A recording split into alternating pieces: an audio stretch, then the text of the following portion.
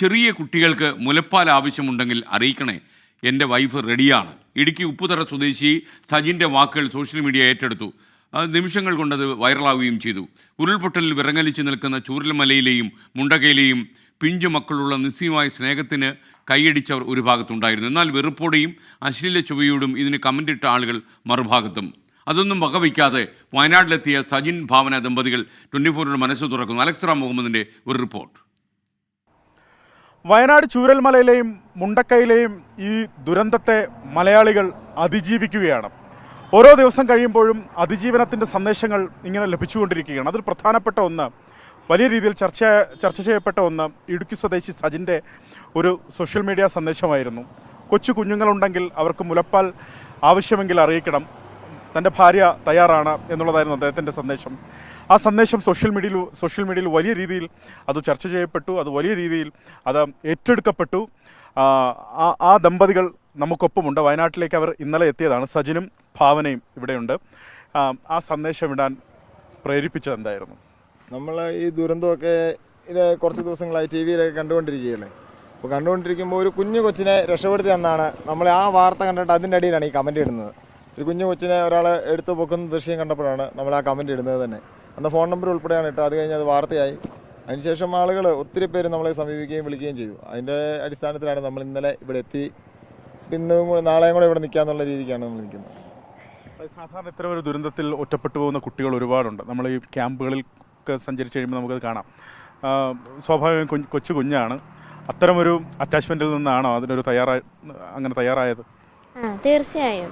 നമ്മുടെയൊക്കെ കുഞ്ഞുങ്ങളാണെങ്കിലും അമ്മയുടെ അച്ഛൻ്റെയും അടുത്ത് നിന്ന് 1 മണിക്കൂർ അല്ലെ 2 മണിക്കൂർ അതിൽ കൂടുതൽ മാറി നിൽക്കുക അതുങ്ങൾ പിന്നെ കരയാൻ തുടങ്ങും. അപ്പോൾ അങ്ങനെ ഒരു അതിൽ നിന്നാണ് പിന്നെ ഇതിലാണ് മുലപ്പാൽ നൽകാം അങ്ങനെ ഒരു തീരുമാനത്തിലോട്ട് വന്നത്. ഒന്ന് വലിയ രീതിയിൽ ചിലർ മോശമായി അത് ചിത്രീകരിച്ചിട്ട് ഉള്ളൊരു സോഷ്യൽ മീഡിയയിൽ കണ്ടു. അത് ഏത് തരത്തിലാണത്? സ്വാഭാവികമായി വേദനിപ്പിക്കുമെന്നറിയാം. അത് നമ്മൾ പല രീതിയിലുള്ള കമൻറ്റുകൾ കാണുന്നുണ്ട്. നമ്മുടെ പിള്ളേരെ വരെ അധിക്ഷേപിച്ചുകൊണ്ടുള്ള കമൻറ്റുകൾ കാണുന്നുണ്ട്. നമ്മളിപ്പോൾ എന്ന് പറഞ്ഞു കഴിഞ്ഞാൽ ഈ 400 കിലോമീറ്ററിനപ്പുറം കിടക്കുന്ന ഒരാളാണ് ഞാൻ അവിടുന്ന് ഞങ്ങൾ ഫാമിലി ആയിട്ട് സ്വന്തം വാഹനത്തിലാണ് ഇവിടെ വന്നത്. നമ്മളിതിൻ്റെ അകത്ത് വേറൊന്നും പ്രതീക്ഷിച്ച് ഇതിന് വന്ന ഒരാളല്ല. നമ്മളെ കൊണ്ട് പറ്റുന്ന ഒരു സഹായം ഇതാണ്, അത് ചെയ്യാൻ വേണ്ടി വന്നതാണ്. അപ്പോൾ അതിൻ്റെ അകത്ത് കമൻറ്റ് ഇടുന്നവർക്ക് അവരുടെ വീട്ടിൽ എന്തെങ്കിലും സംഭവിച്ചാൽ അവർക്കത് കൃത്യമായിട്ട് അതിൻ്റെ കാര്യങ്ങൾ മനസ്സിലാക്കാൻ പറ്റും. അന്നേരം ഇങ്ങനെ ഒരു കമൻറ്റ് ഇടാൻ അവരെ കൊണ്ട് സാധിക്കുമോ എന്നൊരു ചോദ്യം മാത്രമേ ഉള്ളൂ, അല്ലാതെ വേറെ ഒന്നും പറയാനില്ല.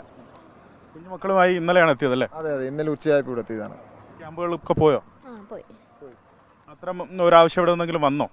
അത്ര ഒരു ആവശ്യം എന്ന് പറഞ്ഞു കഴിഞ്ഞാൽ ഇപ്പം അമ്മമാരൊക്കെ ഏകദേശം റിക്കവറായി വന്നിട്ടുണ്ട് ഇത്രയും ദിവസങ്ങൾ പിന്നിട്ടുകൊണ്ട്. അതുകൊണ്ട് തന്നെ അതിൻ്റെ ഒരു ആവശ്യകത ഇനി ഉണ്ടെന്ന് എനിക്ക് തോന്നുന്നില്ല. സോഷ്യൽ മീഡിയയിൽ ഒരു വിഭാഗം മോശം കമൻറ്റുകൾ നടത്തുമ്പോൾ അങ്ങനെ ഒരു സന്ദേശം ഇടണ്ട, അങ്ങനെ ഒരു മെസ്സേജ് ഇടണ്ട എന്നൊക്കെ തോന്നിയിരുന്നു?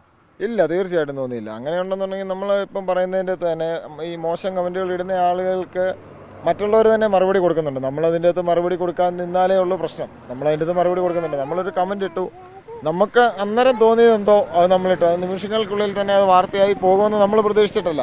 ഇതിനോട് നെഗറ്റീവ് രീതിയിൽ പ്രതികരിക്കുന്നവരോട് ഒന്നും പറയാനില്ല. അവരുടെ വീട്ടിൽ സംഭവിക്കുമ്പോൾ അവർക്ക് അതിൻ്റെ ഗതി മനസ്സിലാകും എന്ന് മാത്രമേ പറയാനുള്ളൂ. അവനൊക്കെ വേദന തോന്നിയോ? വേദന ഈ പറഞ്ഞ പോലെ ചേട്ടായി പറഞ്ഞ പോലെ ഒന്നും കഴിക്കാൻ പറ്റാത്തൊരവസ്ഥയിൽ ഞാൻ ഇങ്ങനെ ഉള്ള അതായത് എൻ്റെ കുഞ്ഞിന് എനിക്ക് എൻ്റെ മുലപ്പാൽ മാത്രമേ കൊടുക്കാൻ പറ്റൂ എന്നുള്ള ഒരു രീതിയിൽ നിൽക്കാൻ മനക്കെട്ടിയുള്ളവരാണ് അങ്ങനെ നിൽക്കും.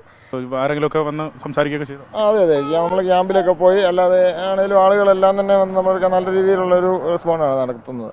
ഇത് തങ്ങൾ പറഞ്ഞതിൽ നിന്ന് 1 ഇഞ്ച് പോലും പിന്നോട്ട് പോകാൻ അവർ ഒരുക്കമല്ല, അതിന് തയ്യാറായി തന്നെയാണ് അവർ വയനാട്ടിലെത്തിയത് എന്നാണ് നമ്മളോട് വ്യക്തമാക്കിയത്. 2 പൊടി കുഞ്ഞുങ്ങളെ കൂട്ടിയാണ് അവർ ഇടുക്കി ഉപ്പുതറയിൽ നിന്ന് വയനാട്ടിലേക്ക് എത്തിയിട്ടുള്ളത്. വിപിൻ വേളിക്കും രാജേഷിനുമൊപ്പം അലക്സ് റാം മുഹമ്മദ്, 24 വയനാട്.